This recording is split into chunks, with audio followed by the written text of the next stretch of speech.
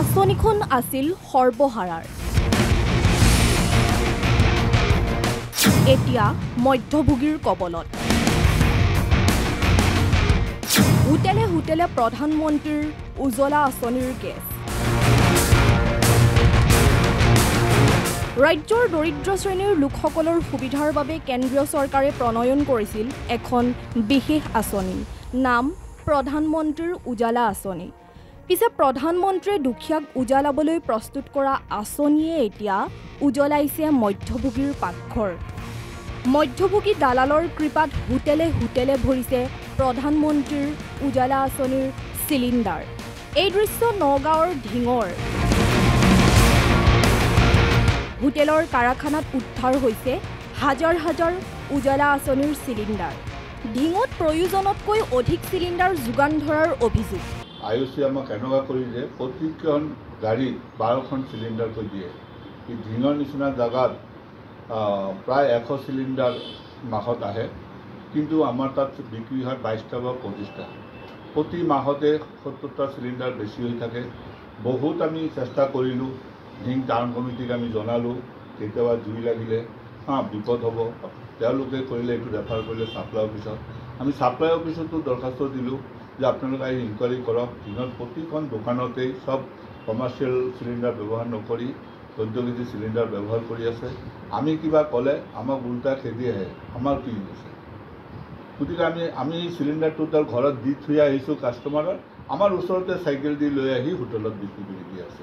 নিৰ্বিকাৰ নগাঁও জিলা প্ৰশাসন সচেতন মহলে প্ৰশ্ন কৰিছে, যোগান বিভাগৰ অজ্ঞাতে কেনেকৈ উজ্জ্বলা আঁচনিৰ ক'লা বেহা সম্ভৱ হৈছে।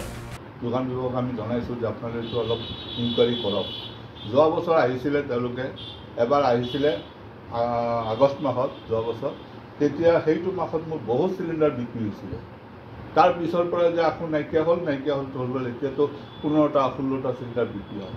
এতিয়া আমি কি কৰিম? এতিয়া কিছুমান বিয়া ঘৰত আমি কি কৰোঁ, এতিয়া এই চিলিণ্ডাৰবিলাক কম দামত দি আছে। পিছে নিৰূপায় ঢিং টাউন কমিটি, নগাঁৱৰ যোগান বিভাগেও এই সন্দৰ্ভত গ্ৰহণ কৰিছে গা এৰা মনোভাৱ। ৰঙা চিলিণ্ডাৰৰ ক'লা বেপাৰীৰ বিৰুদ্ধে যোগান বিভাগে কোনো ধৰণৰ ব্যৱস্থা গ্ৰহণ নকৰাৰ অভিযোগ।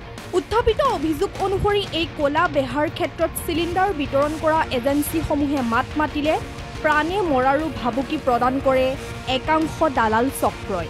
এই চিলিণ্ডাৰটো তাৰ ঘৰত দি থৈ আহিছোঁ কাষ্টমাৰৰ, আমাৰ ওচৰতে চাইকেল দি লৈ আহি হোটেলত বিক্ৰী কৰি দি আছে। আপোনালোকৰ মাৰফত আমি জানিলোঁ এটা কাৰখানাত বহুত চিলিণ্ডাৰ আছে। তেওঁলোকে ক'ত পালে চিলিণ্ডাৰ? আমিও অবাক হৈছোঁ এইটো। আৰু এই চিলিণ্ডাৰবিলাকেই তেওঁলোকে ব্যৱহাৰ কৰিছে। তেওঁলোকে কৰিব লাগিছিল 19 কেজি ব্যৱহাৰ। তেওঁলোকে যদি মাহত যদি 2টাও চিলিণ্ডাৰ লয়, প্ৰতিখন আমাৰ 118টা কাষ্টমাৰ আছে ঢিং টাউনত। 100টা চিলিণ্ডাৰ আমাৰ আৰামত বিক্ৰী হয়, কিন্তু ইয়াত 20টা 22টা বিক্ৰী হৈছে। কিবা ক'লে উল্টা খং কৰি আহে। এটেনশ্যন নগাঁৱৰ যোগান বিভাগ, এটেনশ্যন নগাঁও জিলা প্ৰশাসন।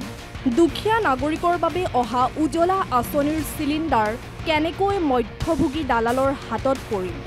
নগাঁৱত চিলিণ্ডাৰৰ এই 2 নম্বৰী বেপাৰ চলাবলৈ কাৰ পৰা সাহস পাইছে মধ্যভোগী দালাল চক্ৰই?